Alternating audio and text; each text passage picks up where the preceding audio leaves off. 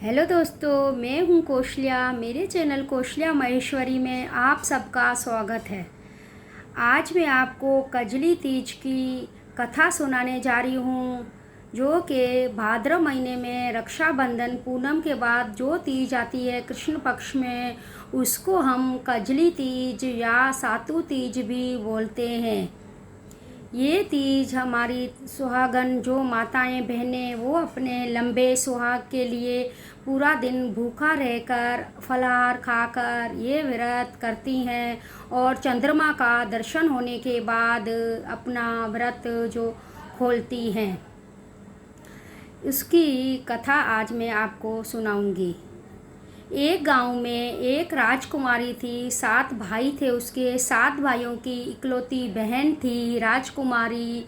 एक बार क्या कजली तीज जब आती है तब कजली तीज पर भाभियों व्रत करती हैं तीज का, तो वो राजकुमारी भी भाभियों के साथ अपना तीज का व्रत करती है। क्योंकि राजकुमारी अभी बहुत छोटी होती है तो उससे भूख प्यास बर्दाश्त नहीं होती है। शाम होते होते उसका चेहरा मुरझा जाता है और भाइयों से अपनी ये बहन की ये दिशा देखी नहीं जाती है। और बोलते हैं कि हम अपनी बहन की ये दिशा नहीं देख सकते। तो नकली चांद दिखाकर एक भाई छन्नी पकड़ता है, दूसरा भाई छन्नी में दिया रखकर बहन को बोलते हैं कि बहन चांद आ गया है, तू अपना उपवास खोल दे।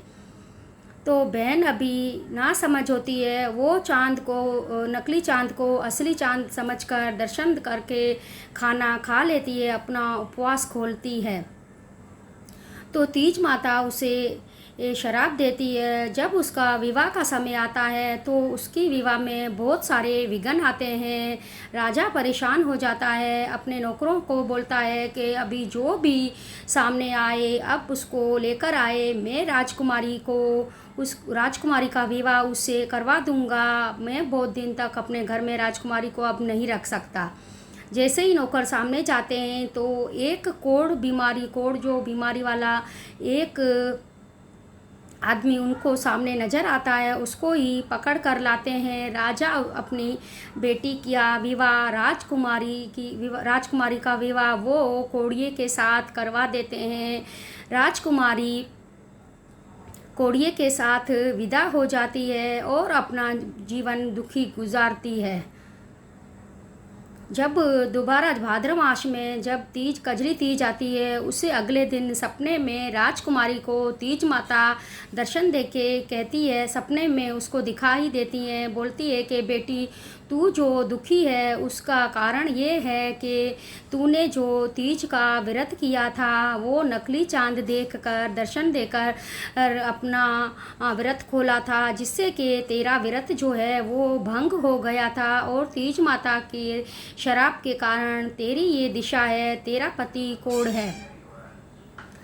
तो राजकुमारी बोलती है कि माता अब मैं क्या करूं। बोलती है कि कल तीज है, सातु तीज है, तो तू पूरा दिन व्रत करके जब चंद्रमा तुझे दर्शन दे तब तू चंद्रमा के दर्शन करके पूरी विधि से अपना व्रत करना और तीज माता की पूजा करना, तो तेरे पति की जो दिशा है वो ठीक हो जाएगी। राजकुमारी ये सब सुनकर बोलती है कि माता मेरे पास तो कोई सामग्री नहीं है पूजा के लिए, तो मैं ये सब कैसे कर पाऊँगी। तीज माता बोलती है कि तू दरिया किनारे जाकर बैठना, तुझे पूजा की जो सामग्री है वो सब मिल जाएगी। दूसरे दिन सुबह उठती है तो वो संकल्प लेती है तीज का व्रत का और दरिया किनारे भूखी प्यासी जाकर बैठ जाती है। शाम के समय दरिया किनारे उसको जो पूजा की सारी सामग्री है वो सारी आ जाती है। पहले सातु, कच्चा दूध, जो भी हमारा चंदन, चावल, जो भी पूजा की सामग्री है वो पूरी सामग्री देख के खुश हो जाती है और पूरी विधि से पूजा करती है और तीज माता की कथा सुनती है। जब चंद्रमा के टाइम चंद्रमा को अर्घ देकर वो अपना उपवास खोलती है। जैसे ही वो तीज माता का व्रत अच्छे से पूरा करती है, वैसे ही उसका पति कोढ़ की बीमारी से मुक्त होकर एक स्वस्थ आदमी बन जाता है। और वो ये सब देखकर राजकुमारी बहुत खुश हो जाती है और बोलती है, जय तीज माता, जैसे आपने मेरा भला किया वैसे ही मेरी सब बहनों माताओं का सुहाग अमर रखना, सबकी रक्षा करना। जय तीज माता की, बोलो तीज माता की जय। हैप्पी तीज। धन्यवाद।